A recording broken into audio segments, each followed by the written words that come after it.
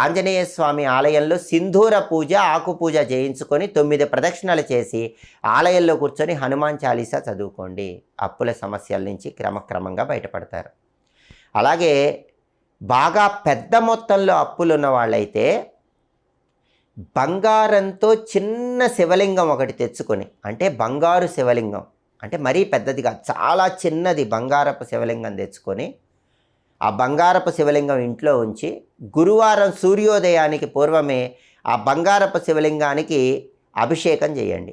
అలా 11 గురువారాలు చేసి 11 గురువారాలు పూర్తయ్యాక ఆ చిన్న బంగారపు శివలింగం ఎవరైనా పంతులు గారికి దక్షిణతో పాటు దానం ఇవ్వండి.